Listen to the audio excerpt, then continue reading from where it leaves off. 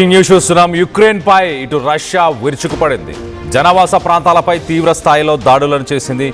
700 డ్రోన్లు, వందల కొద్ది మిసైల్స్తో అటాక్ చేసింది. ఈ దాడుల్లో 16 మంది మృతి చెందారు, 100కు పైగా తీవ్ర గాయాలయ్యాయి. 2 వారాల్లో ఇదే అతిపెద్ద దాడి. ఇటు రష్యా ప్రయోగించిన వాటిల్లో 667 డ్రోన్లు, ఇటు గాల్లోనే వాటిని న్యూట్రలైజ్ చేశామంటూ యుక్రెయిన్ అధికారులు చెప్పుకొస్తున్నారు. 31 మిసైల్స్ని కూడా గాల్లోనే ధ్వంసం చేశామని ప్రకటించారు. విధ్వంసం సృష్టించి కొన్ని మిసైల్స్, డ్రోన్స్తోని ఇటు యుక్రెయిన్లో అలజడి రేపారు. ఎయిర్ డిఫెన్స్ సిస్టమ్స్ సాయం చేయాలని కోరుతూ ఇటు జర్మనీ, నార్వే, ఇటలీలో ఇటీవల జెలెన్స్కీ ఒక పర్యటన చేశారు. ప్రస్తుత రష్యా దాడులు జెలెన్స్కీ పర్యటనకు రియాక్షనేనా అంటున్నారు ఇటు నిపుణులు. యుక్రెయిన్ కోసం ఇటు డ్రోన్స్ అలాగే ఇతర ఆయుధాలు సాయం చేస్తున్న యూరోపియన్ కంట్రీస్ పైన దాడులు చేస్తామని ఇటు రష్యా వార్నింగ్ ఇస్తుంది. ఒక పక్కన గల్ఫ్ దేశాల్లో యుద్ధం కొనసాగుతుందా, ఏం జరగబోతుంది అని హై టెన్షన్ ఉన్న సిట్యువేషన్లో ఇప్పుడు ప్రస్తుతానికి రష్యా యుక్రెయిన్ పైన దాడులను ఉధృతం చేసింది. రష్యన్ స్ట్రైక్స్లో 16 మంది యుక్రెయినియన్లు చనిపోయారు.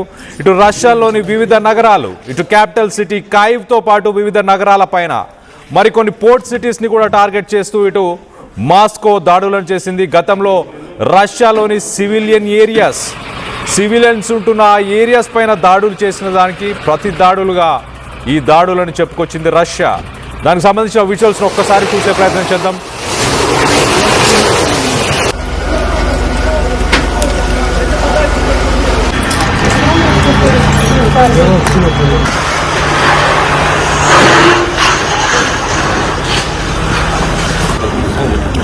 Я приехал,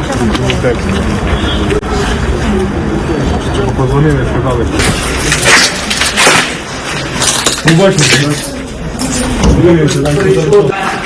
Учебный город.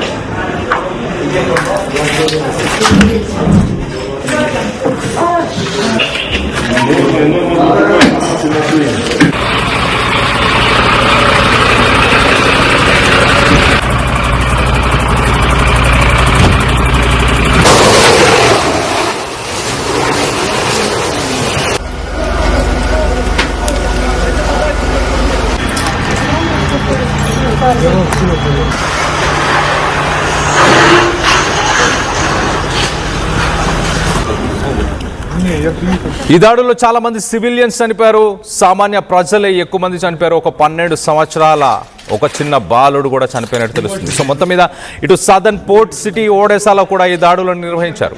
అక్కడ వందలాది మంది క్షతగాత్రులు ఉన్నారు, వందలాది మంది గాయపడ్డారు, తీవ్రంగా గాయపడ్డారు. మరోపక్కన రష్యా ఇటు యుక్రెయిన్కి సంబంధించిన క్యాపిటల్ సిటీ కైవ్ని కూడా టార్గెట్ చేస్తూ దాడులను నిర్వహించింది. ఆ దాడుల్లో ఇటు క్యాపిటల్ సిటీ కైవ్లో 12 సంవత్సరాల ఒక పిల్లాడు, దాంతోపాటు స్టేట్ ఎమర్జెన్సీ సర్వీసెస్ని యుక్రెయిన్లో డిక్లేర్ చేసింది. కైవ్ క్యాపిటల్ సిటీకి సంబంధించిన మేయర్ విటాలీ 48 మంది ఈ దాడుల్లో గాయపడ్డారు, అలాగే 4 చనిపోయారు. దాంట్లో ఒక చిన్న బాలుడు కూడా ఉన్నాడంటూ ఇటు మేయర్ చెప్పుకొచ్చాడు. మరో చోట ఇటు 3 చనిపోయారు, 34 మంది గాయపడ్డారు. సెంట్రల్ డెన్ప్రోపాటస్ రీజియన్ ఒలెస్కాన్ హెడ్ ఆఫ్ రీజనల్ అడ్మినిస్ట్రేషన్ అంటూ మొత్తానికైతే ఆ అడ్మినిస్ట్రేషన్ కూడా ఒక అఫీషియల్గానే అంగీకరించింది. 3 చనిపోయారు, 34 మంది అక్కడ గాయపడినట్టు. రష్యన్ డిఫెన్స్ మినిస్ట్రీ గురువారం రోజు 32 గంటల సీజ్ ఫైర్ అమలు చేసిన తర్వాత ఇటు 32 గంటల సీజ్ ఫైర్, ఈస్టర్ని ఉద్దేశించి ఈస్టర్ ట్రూస్ ఒక ఒప్పందానికి వచ్చారు. సీజ్ ఫైర్ని నెలకొల్పాలి అంటూ మొత్తానికైతే ఆ సీజ్ ఫైర్ని ఉల్లంఘించారు అంటూ ఇటు రష్యా ఇటు యుక్రెయిన్ పైన ఆరోపణలు చేస్తుంది, ఇటు యుక్రెయిన్ కూడా రష్యా పైన ఆరోపణలు చేస్తుంది. మొత్తానికైతే గురువారం ఇటు రాత్రి సమయంలో యుక్రెయిన్ పైన వందలాది మిసైల్స్, డ్రోన్స్, వీటన్నిటితోని అక్కడున్న ఎనర్జీ టార్గెట్స్, అలాగే ఏవైతే కైవ్కు సంబంధించిన ఆర్మ్డ్ ఫోర్సెస్కి సప్లై చేస్తున్న వెపన్స్కి సంబంధించిన ఫ్యాక్టరీస్ని మేము టార్గెట్ చేశామంటూ రష్యా చెప్పుకొస్తుంది. మరోపక్కన రష్యా ఇవన్నీ గతంలో యుక్రెయిన్ రష్యాలో ఉన్న సివిలియన్ టార్గెట్స్ని టార్గెట్ చేయడానికి ఇదొక రెస్పాన్స్, ఇదొక రిటాలియేషన్ అంటూ చెప్పుకొచ్చే ప్రయత్నం చేసింది. ఒక major Ukrainian over night drone attack. రష్యాకు సంబంధించిన బ్లాక్ సీ పోర్ట్ టౌప్సీ అనే ఒక ప్రాంతంలో గతంలో యుక్రెయిన్ చేసిన దాడుల్లో 2 చిన్నారులు చనిపోయారు. అలాగే అక్కడ భారీగా మంటలు చెలరేగాయి. రష్యన్ ఆఫీషియల్స్ దానికి రివెంజ్గానే ఈ దాడులను చేశామంటూ చెప్పుకొస్తుంది. ఒక టెర్రరిస్ట్ డ్రోన్ ఇటు రెసిడెన్షియల్ బిల్డింగ్స్ని కూల్చేయడంతో 2 మైనర్స్ 5 సంవత్సరాలు అలాగే 14 సంవత్సరాల 2 మైనర్స్ చనిపోయారంటూ గతంలో ఇటు రష్యాకు సంబంధించిన వెనియామిన్ అనే ఒక రష్యన్ ఆఫీషియల్ తన టెలిగ్రామ్లో రాసుకొచ్చారు. మరో పక్కన ఇటు European Union council chief Antonio Costa Russia డెలిబరేట్గానే కావాలనే ఇలాంటి టెర్రరైజ్ ఇటు సివిలియన్స్ని భయభ్రాంతులకు గురి చేయడానికి deliberately terrorize civilians in Ukraine, వాళ్ళని భయభ్రాంతులకు గురి చేయడానికి ఇలాంటి దాడులకు రష్యా పూనుకుంటుంది అంటూ ఇటు European Union council chief Antonio Costa చెప్పుకొచ్చారు. ఇటు యుక్రెయిన్ రాత్రి జరిగిన ఈ దాడులు ఒక horrendous attack against civilian targets అంటూ ఇటు యుక్రెయిన్ కూడా చెప్పుకొచ్చింది. మొత్తం మీద రష్యన్ ఎయిర్ రైడ్స్ ఇటు క్యాపిటల్ సిటీ కైవ్ అలాగే పొదిల్స్కి అలాగే ఒబోలన్స్కి డెనెస్కిస్కి ఇలాంటి జిల్లాలపైన అక్కడున్న మేయర్స్ ప్రకారం ఆ జిల్లాలపైన దాడులు చేశారు. యుక్రెయినియన్ క్యాపిటల్లో బిల్డింగ్స్ భారీగా ధ్వంసం అయిపోయాయి.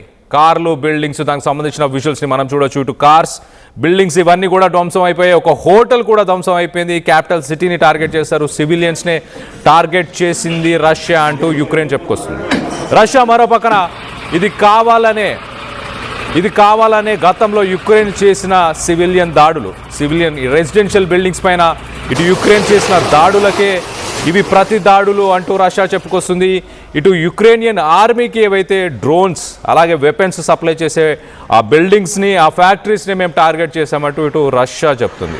దానికి సంబంధించిన విజువల్స్ని చూడొచ్చు. ఎంతగా సివిలియన్ ఇన్ఫ్రాస్ట్రక్చర్ అక్కడ ఉన్న భవనాలు కుప్పకూలిపోయాయో, ఎంతగా ధ్వంసం అయిపోయాయో, కార్లు మంటలు అంటుకున్నాయి. దీంట్లో ఎంతోమంది 16 మంది చనిపోయారు. దాంట్లో చిన్నారులు కూడా ఉండడం దురదృష్టకరం. మొత్తం మీద ఇటు reporting from Kyiv overnight casualties in the latest attacks show the need for more interceptors in Ukraine. This is reflective of larger problem for Ukraine, which is lack of interceptors. Ukraine ప్రస్తుతానికి drone టెక్నాలజీతో రష్యాని ఎదుర్కొనే ప్రయత్నం చేస్తుంది. ఎలా అయితే ఇప్పుడు Iran, America, Israel పైన డ్రోన్స్తోని దాడులు చేసి 50 రోజులు యుద్ధం గడిచినా కూడా ఇంకా యుద్ధాన్ని కొనసాగించే సామర్థ్యం ఇరాన్ దగ్గర ఎలా ఉందో అలానే యుక్రెయిన్ కూడా రష్యా పైన డ్రోన్స్తో దాడులు చేస్తుంది. కానీ వచ్చే మిసైల్స్ని డ్రోన్స్ని ఎదుర్కోవడానికి ఎయిర్ డిఫెన్స్ సిస్టమ్ పటిష్టంగా లేదు అంటూ యుక్రెయిన్ చెప్పుకొస్తుంది. యూరోపియన్ కంట్రీస్ అన్నీ కూడా ఎయిర్ డిఫెన్స్ సిస్టమ్ని సప్లై చేయాలి మాకు అంటూ గతంలోనే కొన్ని రోజుల కిందే ఇటు జెలెన్స్కీ ఇటు యూరోపియన్ కంట్రీస్కి ఒక పర్యటనలో కూడా వెళ్ళడం జరిగింది. సో మొత్తం మీద ఈ దాడులకు సంబంధించిన విజువల్స్ని మనం చూస్తున్నాం. గడిచిన కొన్ని నెలలుగా ఇటు యుద్ధం మొదలై సుమారు 4 సంవత్సరాలు గడుస్తున్నా ఇటు యుక్రెయిన్ రష్యా ఒక కొలిక్కి రాకపోవడం, చర్చలు జరుపుతామంటూ ఇటు ట్రంప్ గతంలో ఇటు పుతిన్తో అలాగే జెలెన్స్కీతో కొన్నిసార్లు మాట్లాడినా కూడా చర్చలు అవన్నీ సక్సెస్ కాకపోవడం, దానికి సంబంధించి యుద్ధం కొనసాగుతూనే ఉండడం, నాటోకి సంబంధించిన దళాలని యుక్రెయిన్ నాటోలో కలిస్తే కనుక ఇటు రష్యా బార్డర్లోనే నాటోకు సంబంధించిన దళాలు ఉండబోతాయి కాబట్టి దానికి వ్యతిరేకంగా నాటోలో కలవకూడదంటూ యుక్రెయిన్ పైన ఆంక్షలు తీసుకొచ్చే ప్రయత్నం పుతిన్ చేశాడు. అప్పటి నుంచి ఈ యుద్ధం కొనసాగుతున్నది. మరో పక్కన నాటోకి సంబంధించిన దేశాలు మరి ముఖ్యంగా అమెరికా, లండన్, ఫ్రాన్స్, జర్మనీ ఇట్లా యూరోపియన్ కంట్రీస్ అన్నీ కూడా యుక్రెయిన్కి ప్రస్తుతానికి డబ్బు రూపంగా అలాగే వెపన్స్ ఇవన్నీ కూడా సాయం చేస్తున్నాయి. రష్యాని ఎదుర్కోవడానికి యుక్రెయిన్కి ఎప్పటికప్పుడు సాయం చేస్తున్నాయి. కానీ యుక్రెయిన్ రష్యాని ఎదుర్కోగలుగుతుందని మీరు అభిప్రాయపడుతున్నారా? రష్యా ఏమాత్రం తగ్గట్లేదు. తన మిసైల్స్ డ్రోన్స్తోని ఎప్పటికప్పుడు కైవ్ నగరం అలాగే క్యాపిటల్ సిటీ కైవ్ దాంతోపాటు యుక్రెయిన్కి సంబంధించిన మిగతా నగరాలను కూడా ధ్వంసం చేస్తూ వస్తుంది. దానికి సంబంధించిన లేటెస్ట్ విజువల్స్ని చూస్తున్నాం. ఈ మధ్య కాలంలో జరిగిన భారీ అటాక్స్లో ఇది ఒక అటాక్ అని చెప్పొచ్చు. ఎంతగా ఒక్కసారి అక్కడ సిచ్యువేషన్ ఎలా ఉందో ఒక్కసారి వినే ప్రయత్నం చేద్దాం.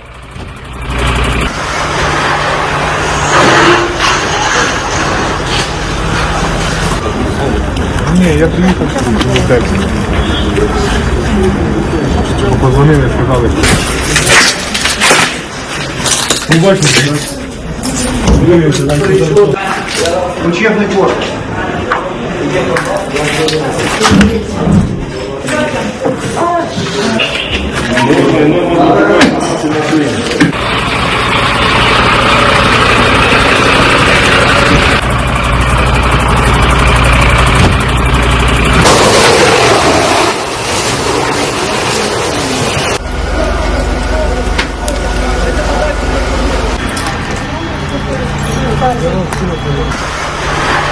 ఆ విజువల్స్లో చూడొచ్చు బిల్డింగ్స్ ఎంతగా ధ్వంసం అయిపోయావు. ఏ డిఫెన్స్ సిస్టమ్ పటిష్టంగా లేకపోవడం వల్లనే ఇలాంటి ధ్వంసం జరిగిందంటూ ఇటు కాయివ్ చెప్తున్నాడు, ఇటు జెలెన్స్కీ చెప్తున్నాడు. కాయివ్ నగరానికి సంబంధించిన విజువల్స్ మనం చూస్తున్నాం. ఎంతగా అక్కడ మంటలు చెలరేగాయ, దట్టమైన పొగ. ఒక క్యాపిటల్ సిటీ, యుక్రెయిన్కి సంబంధించిన capital city.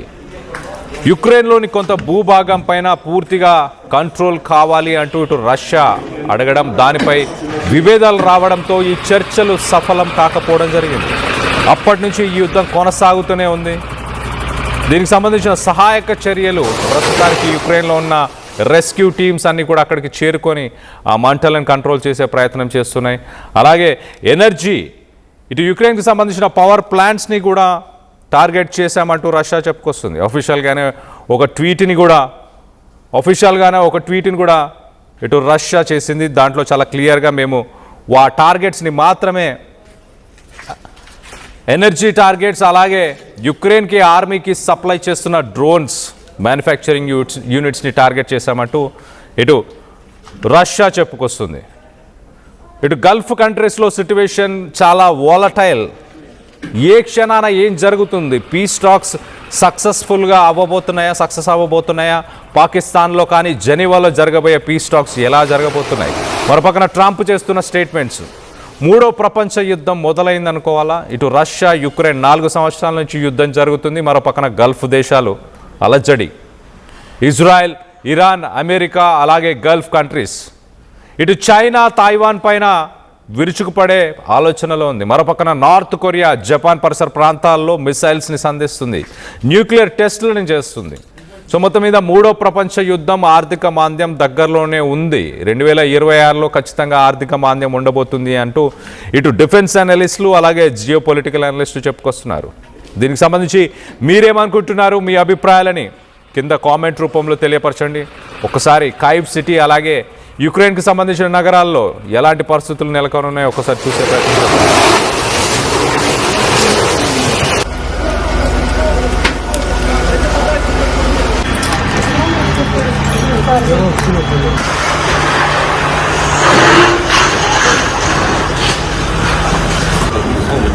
Не, я приехал в Texas. Позвонили, сказали. Bringing the industry expertise to the classroom. KL deemed to be university.